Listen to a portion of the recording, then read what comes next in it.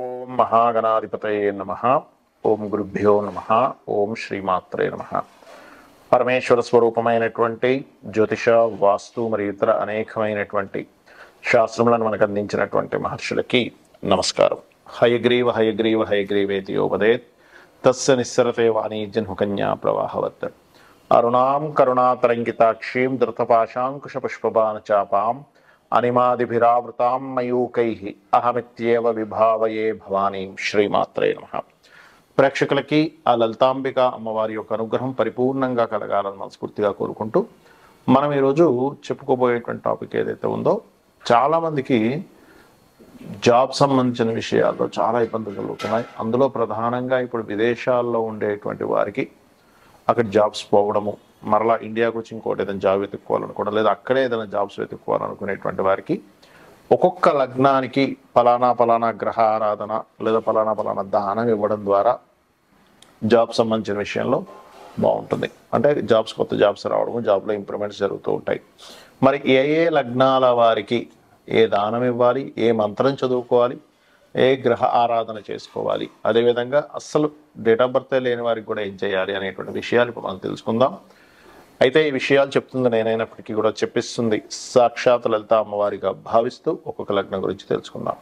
Job ఎవరికైనా పోయింది లేదా కొత్త జాబ్ రావాలి అంటే వాళ్ళ పర్సనల్ చార్ట్లో ఫస్ట్ ఆఫ్ ఆల్ జాబ్ వచ్చేటువంటి యోగం నడుస్తూ ఉంటుంది, లేదా జాబ్ పోయే యోగం నడుస్తూ ఉంటుంది. అయితే అది కాకుండా మనం ఫ్రీ వీల్ అంటుంటాం. అంటే మన ప్రయత్నం చేస్తూ జాబ్ను సంపాదించడము, జాబ్కి వెళ్ళిపోయేటువంటి స్థితిలో ఉన్నప్పుడు ఇంకో జాబ్లో ఎంటర్ అవ్వడం కానీ, అసలు అది ఆస్ట్రాలజికల్ పరంగా ఒక్కొక్క లగ్నానికి ఏమిటి అని చూసుకున్నట్లయితే, కన్యా లగ్నము, కన్యా రాశి, కన్యవారికి కనుక చూసుకున్నట్లయితే మీకు ఉద్యోగ సంబంధించినటువంటి విషయంలో చాలా ఇబ్బంది పడుతున్నామండి, మాకేమిటి మార్గము అనుకునేటువంటి వారికి. ఎందుకంటే ఇవాళ రేపు విదేశాల్లో ఉద్యోగాలు పోవడం, అక్కడి నుంచి ఎంతో మందిని ఇక్కడికి పంపించడం, ఇక్కడ మళ్ళీ వెతుక్కోవడం, ఇట్లాంటివన్నీ ఉన్నాయి. సో కన్యా లగ్నం వారికి సహజంగానే ఇప్పుడు కేతు సంచారం జరుగుతుంది కాబట్టి లగ్నంలో కొంత విరక్తి, వైరాగ్యము, స్ట్రెస్ పెరుగుతూ ఉంటుంది. కానీ మీకు ఉద్యోగ సంబంధించిన విషయంలో మంచి ఫలితాలు రావాలి అంటే కనుక మీరు చేయవలసినటువంటి నామస్మరణ ఏమిటి చూసుకున్నట్లయితే,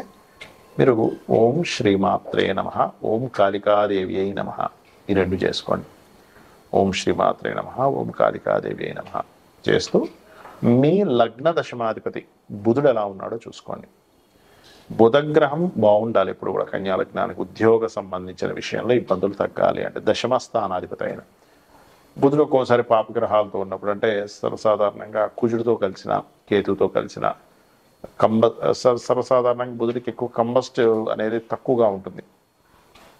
ఇట్లాంటివి ఉన్నప్పుడు ఇబ్బంది వస్తూ ఉంటుంది. కానీ మీరు దీన్ని తగ్గించుకోవడానికి కూడా మీకు దగ్గరలో నవగ్రహ ఆలయాలున్నా లేనట్లేదా నవగ్రహాల దగ్గరికి వెళ్ళి అక్కడ మీరు చక్కగా అక్కడ ఉండేటువంటి పురోహితుడికి కందులు ముఖ్యంగా దానంగా ఇవ్వడం. కందులు, గోధుమలు ఎక్కువగా దానంగా ఇవ్వండి. కందులు, గోధుమలు ఎంత దానం ఇస్తూ ఉంటే అంత బాగుంటుంది. గోవులకి క్యారెట్స్, గోధుమ రవ్వ తినిపించండి. ఖచ్చితంగా మీకు మీ ఎఫర్ట్స్ వేస్ట్ అవ్వకుండా ఉంటాయి.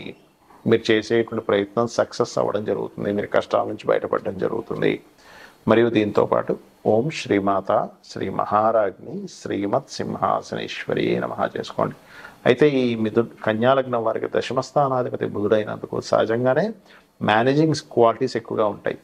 మేనేజర్స్ గాను, లేనట్లయితే కొంతమంది ఉద్యోగాలు వేయించేటువంటి పనిలో ఉండడం కానీ, మార్కెటింగ్ రంగాల్లో కానీ బాగా రాణిస్తుంటారు. కాకపోతే ఇప్పుడున్నటువంటి కేతువు యొక్క ప్రభావం వల్ల రెగ్యులర్గా రోజు కాస్త మెడిటేషన్ చేస్తూ ఉండండి. మీరు ఎంత మెడిటేషన్ చేస్తూ ఉంటే అంత ఇంప్రూవ్మెంట్స్ అనేవి పెరుగుతూ ఉంటాయి మీకు. దీంతోపాటు ఓం శ్రీమాత శ్రీ మహారాజ్ని శ్రీమత్ సింహాసనేశ్వరి నమః మంత్రం చేసుకుని అన్ని విధాలు బాగుంటుంది. కొంతమందికి జాబ్ సంబంధించినటువంటి యోగాలు ఉండవు, వ్యాపార సంబంధించిన యోగాలు ఉంటాయి. దాన్ని ఎలా కనుక్కోవాలి ఈ జన్మజాతకంలో చూసుకున్నట్లయితే, మీ యొక్క జన్మజాతకంలో బుధగ్రహం బాగుంది లేదా రెండవ అధిపతి మంచి ధనయోగాల్లో ఉన్నాడు అన్నప్పుడు మీకు వ్యాపారపరమైనటువంటి యోగాలు బాగున్నాయని అర్థం. అదేవిధంగా లాభాధిపతి బాగున్నాడు. ప్రతి లగ్నానికి లాభాధిపతిని ఒకరు ఉంటారు. అంటే 11th లార్డ్ మీ లగ్నం నుంచి 11వ అధిపతి, 12 భావాలు కదా మనకి. ఆ 11వ అధిపతి కనుక బాగుండి బుధగ్రహం వ్యాపారానికి కారక గ్రహం అయినటువంటి బాగున్నట్లయితే అక్కడ మీరు అర్థం చేసుకోవాల్సింది ఏంటంటే, ఓకే నేను వ్యాపారాల్లో రాణిస్తాను. ఇక్కడ మరలా మీరు ఈ వ్యాపారాలు కూడా 2 రకాలుగా ఉంటాయి. ఒకటి ప్రోడక్ట్ రిలేటెడ్, అంటే మీరే తయారు చేసి ఒక ప్రోడక్ట్ అమ్మడం, రెండవది సర్వీస్ ఓరియంటెడ్, సర్వీస్ రిలేటెడ్. అంటే మీరు ఒక ప్రోడక్ట్ అమ్ముతారు, తయారు చేస్తారు, దాన్ని మీరు మధ్యవర్తిగా ఉండే ఒక జొమాటో అనుకోండి, జొమాటో కావచ్చు, స్విగ్గీ కావచ్చు, ఇవన్నీ వాళ్ళేం తయారు చేయరు ప్రోడక్ట్ని, వాళ్ళు మధ్యవర్తిగా ఉంటారు. లేదా ఒక రియల్ ఎస్టేట్ వాళ్ళు వెంచర్ వేశారు, ఈయన మధ్యవర్తిగా ఉండి అమ్మిపిస్తుంటారు. లేదా కారు అమ్మడం ప్రోడక్ట్ రిలేటెడ్ అనుకుంటే కారు మీద సర్వీసెస్ ఇవ్వడం ఈజ్ సర్వీస్ రిలేటెడ్. మీ జన్మజాతకంలో కనుక మధ్యవర్తిత్వం మూలంగా ధనయోగాలు ఉంటాయి, మీ సర్వీస్ ఓరియంటెడ్ వాటిలోకి వెళ్ళాలి. అలాగే మరి కొంతమందికి ఉద్యోగం చేస్తూ ఉంటారు కానీ వ్యాపారం చేయాలని కోరిక ఉంటుంది. ఇక్కడ ఎందుకు ఉంటుంది అలాగా అంటే మీకు ధనయోగాలు అనేవి రెండు రకాలుగా ఉంటాయి. అంటే ఒకవైపు ఉద్యోగం, ఒకవైపు వ్యాపారం. వాళ్ళకి పర్టికులర్గా బుధుడు కనెక్ట్ అవుతాడు, ధనకారకుడు, అండ్ శని కూడా ఇద్దరు కలిసి కనెక్ట్ అవ్వడం, లేదా శని భగవానుడు వక్రించి బుధరాశుల వైపు బుధుడి వైపు వెళ్ళడం జరిగినప్పుడు ఒకవైపు జాబ్ చేస్తూ ఒకవైపు వ్యాపారం చేయాలని ఇట్లాంటివి ఉంటాయి. అయితే ఇక్కడ చాలామంది విదేశాలకు వెళ్ళి అక్కడ జాబులు దొరక మళ్ళీ వెనక్కి రావడం, లేకపోతే ఇక్కడ జాబులు దొరక విదేశాలకు వెళ్ళడం కూడా జరుగుతుంది. దానికి కారణం ఏమిటి? మీ జన్మజాతకంలో విదేశీ ధనయోగం, విదేశాల్లో ఉద్యోగం చేసే యోగం ఉంది అంటే 2-12 యాక్సెస్ సంబంధం, అంటే 2వ అధిపతి 12వ అధిపతి, లేదా 10వ అధిపతికి 12వ అధిపతికి 2వ అధిపతికి సంబంధాలు రావడం, రాహుకేతు యాక్సెస్లో అన్ని గ్రహాలు ఒకవైపు అంటే ఇంకోవైపు వెళ్ళి శనుండి దానికి కాంబినేషన్లో ఉండడం, ఈ ఫార్ములాస్ అనేవి కూడా శాస్త్రంలో చెప్పబడ్డాయి.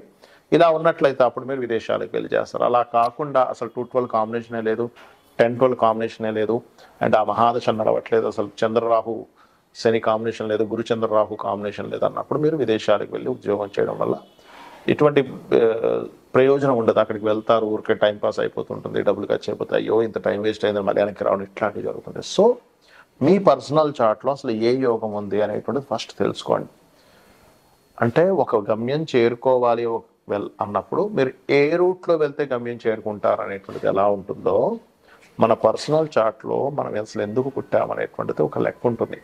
ఏం సాధించడం కోసం పుట్టాం, అదేవిధంగా మన జీవిత గమ్యం ఏంటి, మన కర్మ ఏమిటి, మనం పాస్ట్ లైఫ్లో చేసుకున్నటువంటి కర్మ ఏ రూపంలో ఇక్కడికి వచ్చింది అనేటువంటి చాలా క్లియర్గా ఉంటుంది. కాబట్టి మీరు ఏం చేస్తారంటే ఫస్ట్ మీ పర్సనల్ చార్ట్ తీసుకోండి. లేదండి నా దగ్గర చార్ట్ లేదు, ఏమీ లేదు, కానీ నాకు ఉద్యోగం రావట్లేదు, ఏం చేయాలి? సింపుల్గా 2 మంత్రాలు చెప్తాను, లలితా సహస్రనామం. వాటిని భక్తి శ్రద్ధలతో మీరు కనుక చేయగలిగితే 100% మీకు ఉద్యోగం వచ్చి తీరుతుంది, అందులో ఎటువంటి సందేహం లేదు. అందులో మొదటిది ఓం శ్రీమాత శ్రీ మహారాజ్ని శ్రీమత్ సింహాసనేశ్వరియే నమః. ఇంకోటి కూడా ఉంది, అది జాబ్లో ఇంప్రూవ్మెంట్స్ కూడా మనకు వస్తుంది. అది ఓం మాణిక్య మకుటాకార జానుద్వయ విరాజితాయే నమః. అలా కాదండి నాకు జాబ్ ఉంది కానీ జస్ట్ ఫైనాన్షియల్ పరమైనటువంటి ఇబ్బందులే నాకు ఎక్కువగా ఎదుర్కొంటున్నాను, నాకు ధనం రావడం కోసం చెప్పండి, నేను జాబ్ చేస్తున్నాను, 1 లక్ష రూపాయలు సంపాదిస్తున్నా కానీ వచ్చిన వారం రోజుల డబ్బులన్నీ అయిపోతాయి, నా పరిస్థితి ఏమో అన్నన్ని ఖర్చులు ఉన్నాయి, ఇంకొంచెం ఇన్కమ్స్ పెరగాలి అనుకునేటువంటి వారు ఓం సంపత్కరీ సమారూఢ సింధుర వ్రజ సేవితాయే నమః చేసుకోండి. లేదు నేను బిజినెస్లోనే ఎదగాలనుకుంటున్నాను, నాకు బిజినెస్ కోసం ఏముంది లలితా సహస్రనామాల్లో అంటే ఓం ఇంద్రగోప పరిక్షిప్త స్మరతూనా భజంగికాయే నమః అని నామస్మరణ చేయండి. ఖచ్చితంగా మీకు అమ్మవారి అనుగ్రహంతో మీరు పడుతున్నటువంటి కష్టానికి, మీరు ఏదైతే ఎఫర్ట్స్ పెడుతుంటారో, ఏదైతే కష్టపడుతుంటారో ఆ కష్టానికి ఫలితం అనేటువంటిది రావడం జరుగుతుంది. కాకపోతే ఎవరైనా అసలు జాబ్స్లో ఎక్కువ ఇబ్బంది పడుతున్నారన్నప్పుడు ఇంట్లో దక్షిణ దిశ అంటే సౌత్ ఉంటుంది చూసారా, సౌత్లో కనుక, సౌత్ అనేటువంటిది ఏంటంటే అది ఉద్యోగాన్ని మనకి పెంచేటువంటి స్థానాల్లో ఒక స్థానం సౌత్ అనేది. మీ ఇంటి ఆవరణలో సౌత్లో ఏదైనా బాత్రూమ్స్, లాట్రిన్స్ లాంటివి ఉంటే వాటిని తీయలేని పరిస్థితిలో ఉంటే కనుక మీరు ఒక కాపర్ పట్టీ లాంటిది వేసేసేయండి, సరిపోతుంది. దాని చుట్టూ కమోడ్ చుట్టూ ఓకే. అలాగే వెస్ట్లో ఉన్నా సరే కొంచెం ఐరన్ పట్టీ లాంటిది వేయండి, ఎందుకంటే పడమర అనేటువంటి శని భాగం ఏదైతుందో బెనిఫిట్స్ వచ్చేటువంటి ప్లేస్, అదేవిధంగా కర్మకారకుడు, ఉద్యోగానికి కారకుడు, ఇక్కడేమో సౌత్. కాబట్టి ఈ 2 చెక్ చేసుకోండి. ఆగ్నేయంలో చిన్న గ్రీన్ బల్బ్ ఒకటి పెట్టండి, ఉత్తరంలో కంప్లీట్ వాల్కి వైట్ కలర్ ఉండేలా చూసుకోండి, బికాజ్ ఆఫ్ కుబేర స్థానం, అప్పుడు స్పేస్ ఎలిమెంట్ ఉండాలి.